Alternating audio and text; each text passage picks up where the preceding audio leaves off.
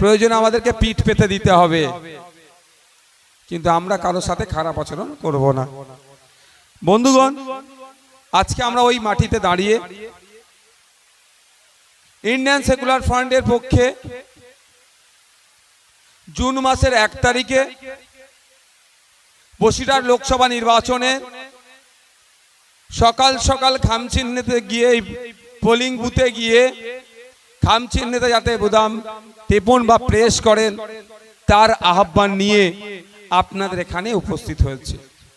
আমরা Indian secular ফ্রন্টের পক্ষ থেকে জনাব আক্তার রহমান বিশ্বাস ভাইকে এখানে আপনাদের জন্য আমরা মনোনীত করেছি।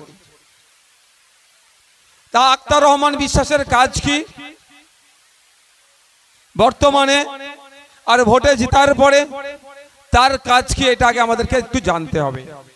আপনাদের জানিয়ে রাখি, এখন আক্তার রহমান বিশ্বাস ইন্ডিয়ান সেকুলার ফ্রন্টের মনোনীত প্রার্থী, কিন্তু আপনারা যখন তাকে জিতিয়ে পার্লামেন্টে যাবেন সে তখন আর শুধুমাত্র আইএসএফ থাকবে না, সে টোটাল সন্দেশখালী সহ বসিরহাট লোকসভার মানুষের চাওয়া পাওয়া অভাব অভিযোগ যেগুলো আছে সে তৃণমূল করতে পারে, সে বিজেপি করতে পারে, সে সিপিএম করতে পারে, সে কংগ্রেস করতে পারে, বা আইএসএফকে ভোটও দেয়নি তার দেখার বিষয় নয়, মানুষের কণ্ঠ হয়ে পার্লামেন্টে গিয়ে মানুষের হয়ে কথা বলবে।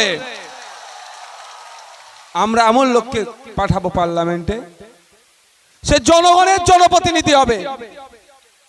ভাবতে অবাক লাগছে, বিগত দিনে যাদেরকে আমরা পার্লামেন্টে পাঠালাম, পার্লামেন্টে গিয়ে টিকটক ভিডিও আছে, সেলফি তুলতে ব্যস্ত ছিল।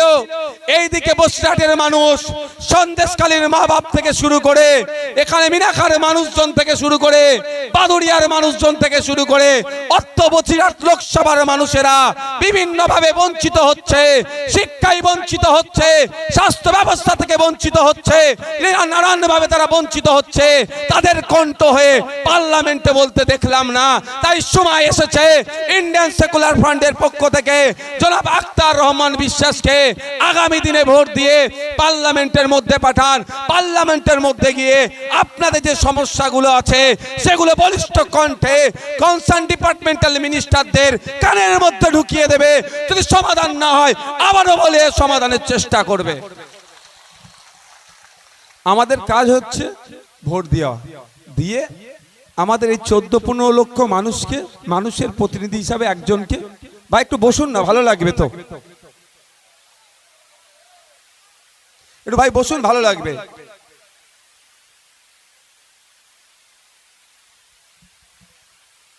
আজকে এখানে অনেক মানুষ আসতে পারেনি, বাজারে এসে চায়ের দোকানে বসে আছে, ভাইয়ানা কি বলছে শুনবে, কিন্তু এই গ্রাউন্ডের মধ্যে এসে পৌঁছাতে পারেনি, সাহসে কুলোয়নি।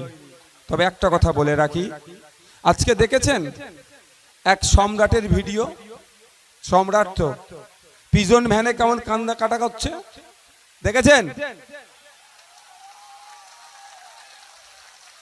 ভুলে যায়নি 2021 সালের কথা। ইন্ডিয়ান সেকুলার ফ্রন্টের পক্ষ থেকে এখানে প্রার্থী দেওয়া হয়েছিল সন্দেশখালীতে, 14,000 প্রায় 15,000 ভোট পেয়েছিলাম, 7% ভোট পেয়েছিলাম এতে হিংসার পরেও। যদি ওই সমস্ত সমাজ বিরোধীরা যদি অন্যায় না করতো, মানুষকে ভয় না দেখাতো, মানুষের ভোটাধিকার না কেড়ে নিত, আমার ভরসা ছিল সন্দেশখালী থেকে আমরা হেভি পার্সেন্টেজ ভোট দিয়ে এখানকার জনপ্রতিনিধিকে দেশে রাজ্যের আইনসভায় পাঠাতে পারতাম।